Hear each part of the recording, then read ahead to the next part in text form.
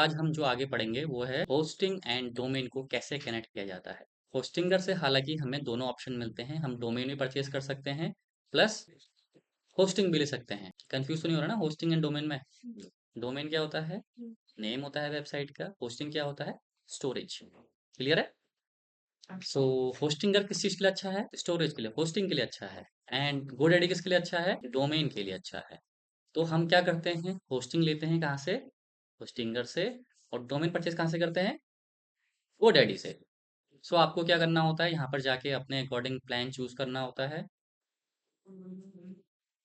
सो अगर आप अपने लिए ले रहे हो एंड आपको लगता है कि आगे जाके एक दो बिजनेस और मिल सकते हैं मुझे, तो आप कौन सा ले लोगे यहाँ पे?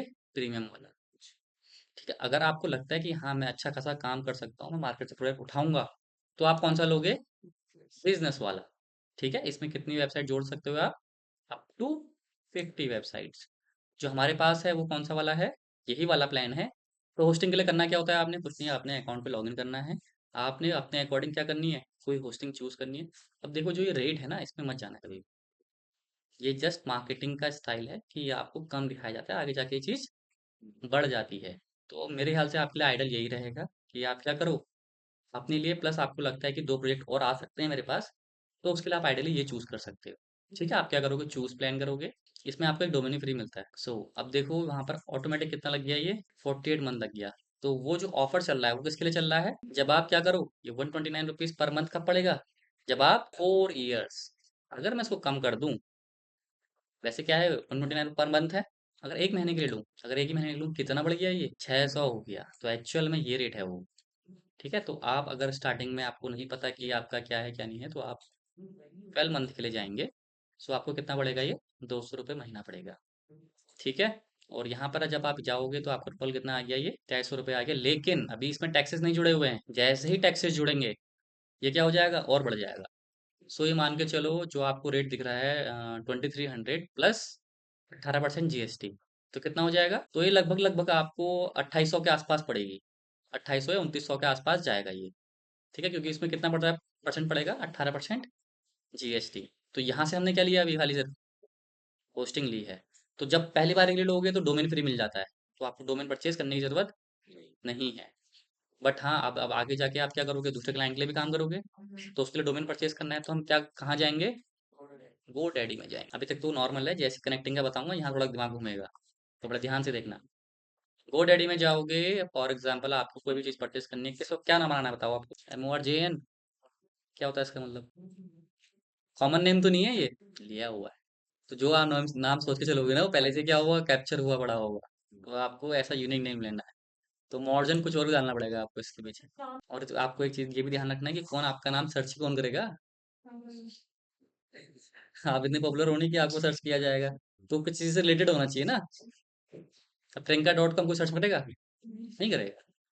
ठीक है, प्रोडक्ट के नाम से सर्च मारते हैं ना हम लोग तो, लेकिन मॉर्जन.in मिल जाएगा। लेकिन ये सिर्फ कहाँ चलेगा? इंडिया में चलेगा। अगर आपको ये लेना है तो ये मिल जाएगा। अब देखो इसकी मार्केटिंग स्टाइल देखो, 1 रुपए का दिखा रहा है। क्या 1 रुपए का होगा? तो मैंने 1 रुपए का मिल सकता है? इम्पॉसिबल, ले नहीं सकता आपको। उसमें नीचे कंडीशन लिखी है ना, first year only with 3 year term, कि जब आप 3 साल के लिए लोगे तो पहला साल जो है आपको 1 रुपए का पड़ेगा, पीछे 2 साल के पैसे पूरे लेंगे हम। ये है वो कंडीशन।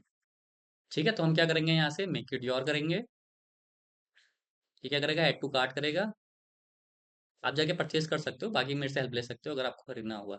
व्यू कार्ट करेंगे, तो यहाँ पे दिखाने लग गया, देखो आप कितना दिखा रहा है, 1800 रुपये दिखा रहा है। ठीक है, जिसमें आपको बता रहा है कि इसने कुछ डिस्काउंट भी मारा है, कितने परसेंट का? 33% का। मतलब पहले साल के लिए आपकी फीस क्या कर दी, मतलब पूरी जीरो ही कर दी है इसने। सो ये समथिंग समथिंग कितना पड़ रहा है आपको, इतना पड़ रहा है। तो क्या ये इतना ही बढ़ रहा होगा? जीएसटी तो जुड़ी नहीं है। अब जीएसटी जब जुड़ेगी तो कितना हो जाएगा ये, और बढ़ जाएगा। ठीक है, तो इसमें प्रोमो कोड भी लगा हुआ है, कौन सा वाला? वेलकम इन वाला। तब जाके इतने का पड़ रहा है, लेकिन अभी इसमें जीएसटी नहीं जुड़ी है। जब जीएसटी जुड़ेगी, यहाँ जुड़ी ना, 323 रुपये की जुड़ी है, क्योंकि एग्जैक्ट 2000 नहीं था ये। 2000 होता तो 360 रुपये जुड़ते।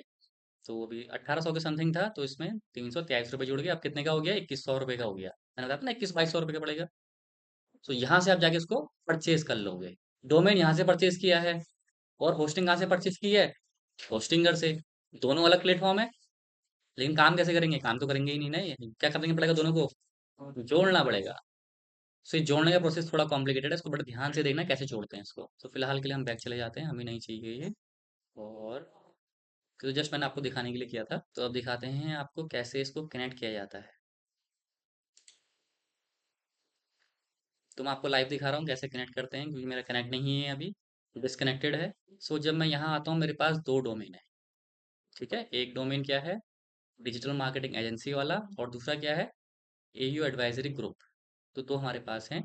तो किसी आप में से एक को मैं दूंगा एयू एडवाइजरी वाला, जिस पे वो एडिट काम करेगा। डिजिटल मार्केटिंग भी किसी एक को दूंगा जो डिजिटल मार्केटिंग एजेंसी के लिए काम करेगा। तो मेरे पास दो डोमेन है। तो अब मुझे लगता है कि इस वाले डोमेन को मुझे कनेक्ट करने की ज़रूरत है। तो इस डोमेन का यूआरएल ये है, क्या है, digital marketing agency dot digital. अच्छा, आपको चेक करना होगा कि कोई डोमेन अवेलेबल है नहीं है, तो उसको कैसे चेक किया जाता है? तो उसका सिंपल तरीका है हु इज। हु इज से क्या होता है, बेसिकली आपको पता चलता है कि डोमेन किसके पास है और कौन इसको यूज कर रहा है, और आपको डिटेल्स भी मिल जाएगी इसकी। देखो, डोमेन ये है, रजिस्टर कब किया गया है, एक्सपायर कब हो रहा है, अपडेट कब किया गया था, स्टेटस क्या है, गो डैडी से लिया गया है, सारी डिटेल्स मेरे पास यहाँ पर आ गई।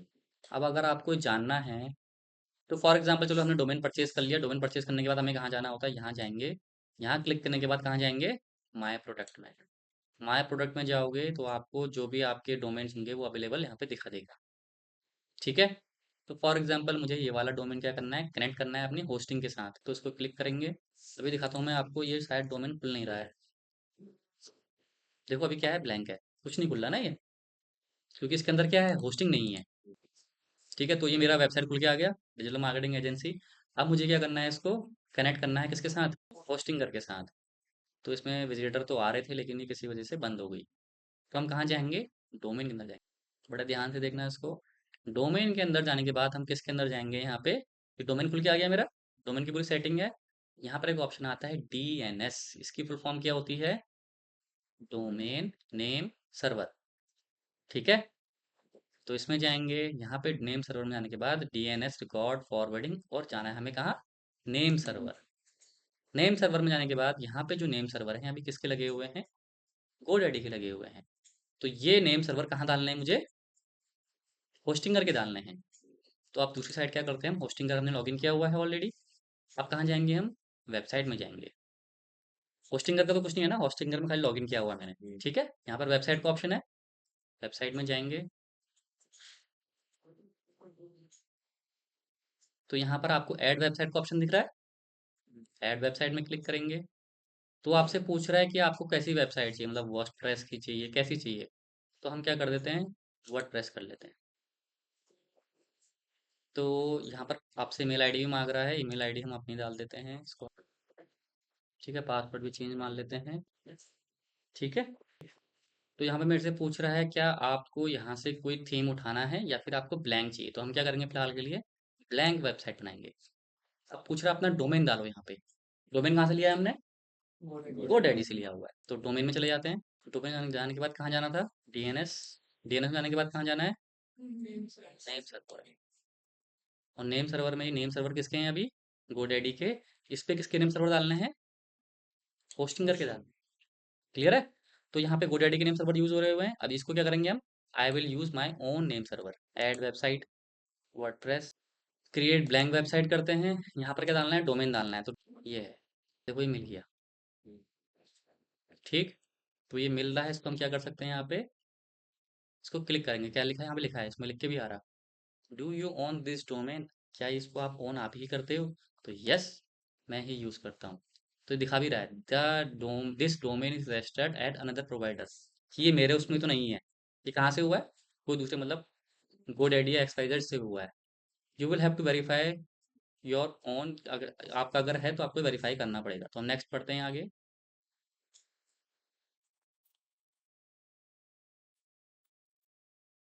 तो ये इंस्टॉलेशन हो रहा है वर्डप्रेस का, ये थोड़ा टाइम लेगा, और इसके बाद सीधे वेबसाइट क्या हो जाएगी हमारी, लाइव।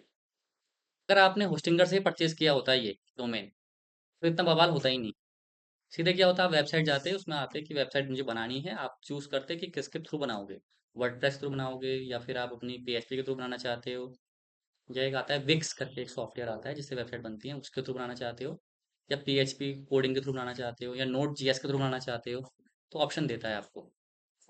फिलहाल हम इसको कंप्लीट करते हैं। तो कल से आप सब लोगों को क्या मिल जाएगा, अपना अपना। तो ये मेरे से कह रहा है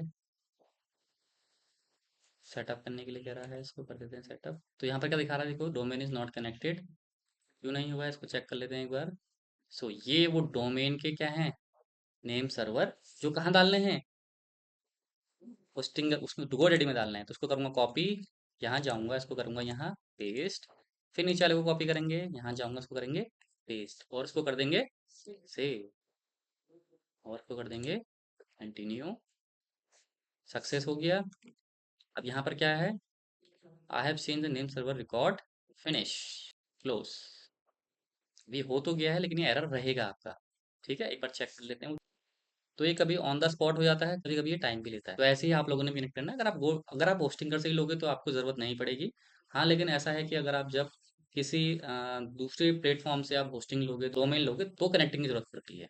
ठीक है, ये एक ही बार करना होता है, बार बार नहीं करना होता है। अभी जो पूरा प्रोसेस दिखाया मैंने आपको, आप इसको पढ़ भी लेते हैं कि ये है काम कैसे करता है। सो पहले क्या करना था, क्योंकि रिवीजन 2 बार होगा तो समझ में आ जाएगा कैसे काम करता है। So how to connect GoDaddy domain to Hostinger, step by step guide है ये। सो पहला क्या करना है, step log in to your GoDaddy account. तो हमें क्या करना था, सबसे पहले GoDaddy के अकाउंट में लॉग इन करना है। ठीक है, लॉग इन हो हुआ है मेरा। ठीक है, साइन अप अगर आपका ऑलरेडी है तो आप लॉग इन करोगे, नहीं है तो साइन अप करोगे। क्लियर है। गो डोमेन सेटिंग, आपको किसमें जाना है, डोमेन सेटिंग में। After log in click on name, right corner, select my product. ये है मेरा नेम। ठीक है, इसमें मैं गया, तो यहाँ पे माई प्रोडक्ट वाला ऑप्शन है, इसमें जाएंगे। Under domain find the domain name you want to connect, click DNS और मैनेज डीएनएस। वही चलते हैं सेम। मैंने क्लिक किया, मेरे पास खुल के आ गया। तो यहाँ पे डोमेन है, यहाँ पे डीएनएस है, यहाँ पे डीएनएस मैनेज वाला है। तो डीएनएस में चले जाएंगे। डीएनएस में जाने के बाद कहाँ जाना है, नेम सर्वर पर। नेम सर्वर जाने के बाद कहाँ जाना है, चेंज नेम सर्वर पर जाना है। तो दोबारा यहीं जाते हैं। फिर क्या है, स्टेप 3 क्या है, update name server. Scroll down to the name server section, click on change और एडिट। तो आपको क्या करना है, चेंज या फिर एडिट करना है उसको। Select enter your own name server advance, now enter the Hostinger name server. तो आपने क्या करना है यहाँ पे, आई विल यूज माई ओन, और होस्टिंगर वाले आपने डालने हैं। ठीक है, और उसको सेव कर देना है। क्लियर है। फिर उसके बाद क्या करना है, जो आपके होस्टिंगर वाले हैं वो कॉपी करके लाने हैं, और यहाँ जाके क्लिक करने के बाद लास्ट में सेव कर देना है। यहाँ पे लिखा भी है देखो even, it might take few hours, या तो कुछ ही घंटों में हो जाता है, अप टू 24 आवर्स, लेकिन मैक्स जो टाइम है वो कितना है, 24 घंटे का, for the change to update globally. फिर कहाँ जाना है, log in to Hostinger, Hostinger में जाना है। होस्टिंगर का आप क्या करोगे, अपना अकाउंट लॉग इन करोगे। ठीक है, ये लॉग इन किया हुआ है मैंने ऑलरेडी।